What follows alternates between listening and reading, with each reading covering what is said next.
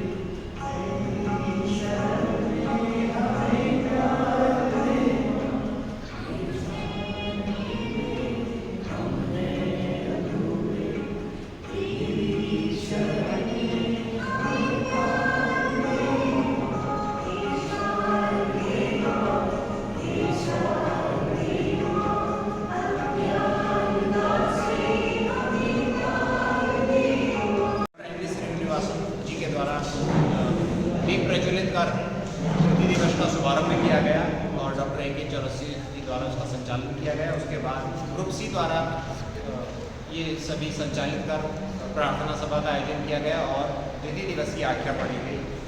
उसके पश्चात सरस्वती वंदना के पश्चात डॉक्टर एन पी श्रीनिवासन जी को ग्रुप सी द्वारा और डॉक्टर ए के चौरसिया जी द्वारा स्मृति चिन्ह भेंट किया गया। उसके बाद सभी प्रतिभागियों ने अपना अपना परिचय डॉक्टर एन पी श्रीनिवासन जी को दिया। प्रोजेक्ट फॉर्मेशन पर बृहद चर्चा हुई और नहीं अभी मैं देख रहा हूँ ये है क्या, ये बदल गया है, अभी देखता हूँ।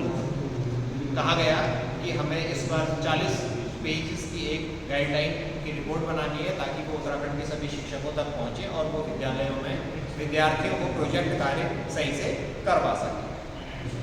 उसके बाद लंच के बाद अगले सत्र में मिस्टर संजीव वासुदेव जो कि दून इंटरनेशनल स्कूल से आए थे, उनके द्वारा हमारे सम्मुख 2 प्रोजेक्ट रखे गए और उन प्रोजेक्ट्स पर विस्तृत चर्चा की गई कि आईसीएसई बोर्ड में किस तरीके से प्रोजेक्ट फॉर्म होता है, उनकी क्या गाइडलाइंस रहती है, क्या रूब्रिक रहता है और उसी तरीके से सीबीएसई बोर्ड में प्रोजेक्ट फॉर्मेशन की क्या गाइडलाइंस रहती है, बच्चे किस तरीके से प्रोजेक्ट कार्य वहाँ पर करते हैं। और So the material will be prepared in both the languages, English and Hindi, simultaneously. Okay. आप हिंदी में बनाएंगे तो तुरंत आप कोई भी ट्रांसलेट इंग्लिश में ट्रांसलेट करके मेरे को दीजिए, मैं इंग्लिश करेक्शन करके मैं इंग्लिश में फाइनलाइज करूँगा। हम कलेक्टिवली हिंदी इंग्लिश दोनों में फाइनलाइज करेंगे। Okay, and for the SCRT will prepare both the versions. Okay, so your cooperation, your support, if you do in 20 days time, we will prepare the draft guidelines. Okay, is that okay? Yeah.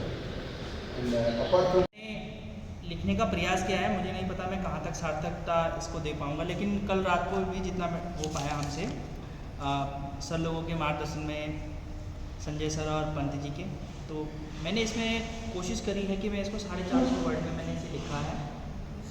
तो sir कहना है please read out. अर्थशास्त्र।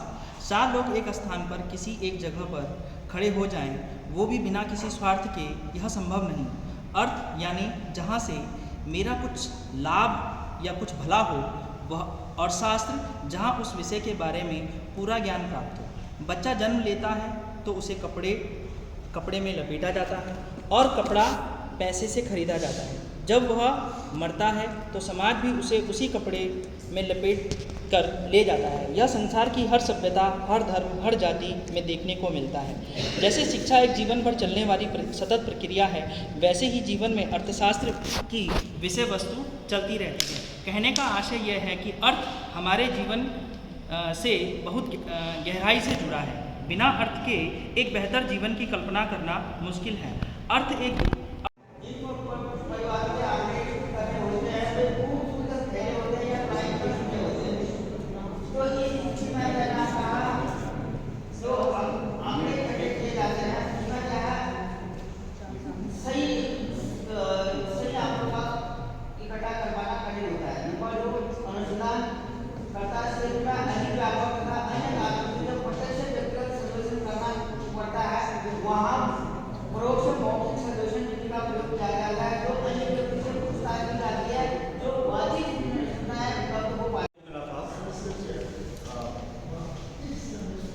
Objectives of learning economics in schools. इसमें लगभग 10-12 objective मैंने लिखे हैं। 2 को मैंने थोड़ा डिटेल से लिख पाया हूँ, तो मैं पहले से शुरू करता हूँ। पहला ऑब्जेक्टिव है आर्थिक प्रणालियों को समझ सकेंगे। दूसरा ऑब्जेक्टिव है आर्थिक विषयों पर निर्णय लेने के कौशल का विकास हो सकेगा। गंभीर चिंतन और विश्लेषणात्मक कौशल का विकास हो सकेगा। वैश्विक परिप्रेक्ष्य विकसित हो सकेगा। नागरिक और नागरिक जुड़ाव का विकास हो सकेगा। समस्या समाधान दृष्टिकोण विकसित हो सकेगा। वित्तीय रूप से साक्षर हो सकेंगे। आगे की शिक्षा और करियर के लिए तैयारी कर सकेंगे। और आर्थिक नीतियों को नैतिक रूप से उनका अध्ययन कर सकें, नैतिक स्टैंडर्ड पर उसका अध्ययन कर सकेंगे। नीति के निहितार्थों को समझ सकेंगे। आंकड़ों के विश्लेषण का कौशल विकसित हो सकेगा और बदलती आर्थिक स्थितियों के लिए अनुकूलन कर सकेंगे। ये ऑब्जेक्टिव्स हैं। मैं इसमें पहले मैं थोड़ा डिटेल से लिख पाया हूँ।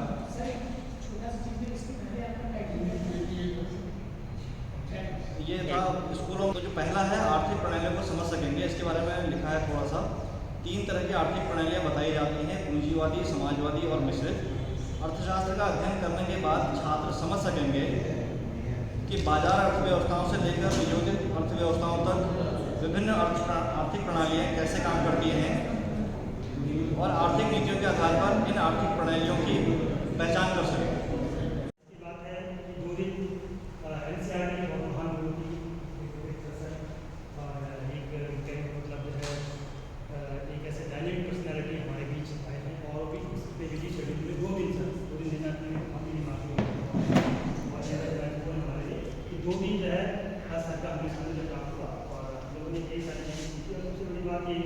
जो विगत 2 वर्षों से जो हमारा प्रोजेक्ट प्रशिक्षण चल रहा था, उसमें एक नया मॉडर्नाइजेशन सर्टिफिकेट आया है और काफ़ी कुछ उसमें जो है इम्प्लीमेंट आई है।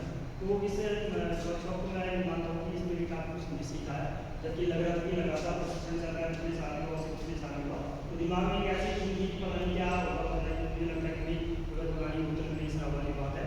लेकिन जब सरकार सामने प्राप्त हुआ तो शायद कभी सामने प्राप्त हुआ, लेकिन सरकार 2 दिन का जो डायरेक्ट फॉर्मेट से सेल्फ फॉर्मेट है, डायरेक्ट से